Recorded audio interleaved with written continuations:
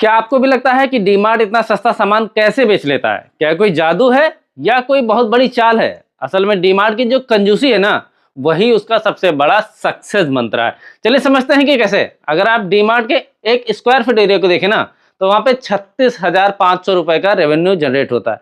ये नंबर सुनकर आपको सवाल होगा, ये जूडियो या स्टारबक्स से लगभग 2 गुना और विशाल मेगा मार्ट से लगभग 4 गुना है। डी मार्ट ना अपनी जगह का इंच इंच इस्तेमाल करना जानता है। वो दिखावे में नहीं आता, फैंसी सजावट में 1 रुपए भी नहीं बर्बाद करते, क्योंकि उनका मकसद आपको एक्सपीरियंस बेचना नहीं है, बल्कि वैल्यू ऐड करना है।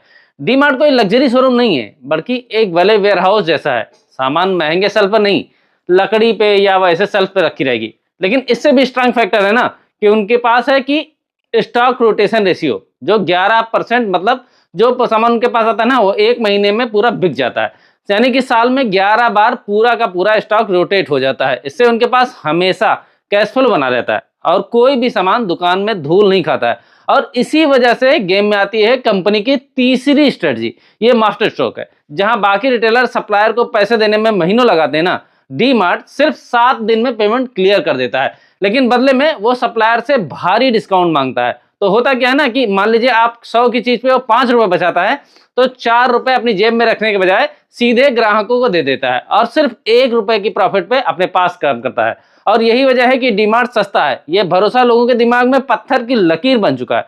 आज जब किराया आसमान छू रहा है और प्रॉफिट मार्जिन कम हो रहे हैं, डीमार्ट का ये लो कॉस्ट मॉडल हर नए बिजनेस के लिए एक बड़ी सीख है। अगर आप भी डीमार्ट की इस स्टडी से अपने बिजनेस के लिए क्या सीखा, आप मुझे कमेंट करिए। क्या आप दिखावे से ज्यादा एफिशिएंसी पर फोकस करेंगे? मुझे कमेंट करिए। Thank you.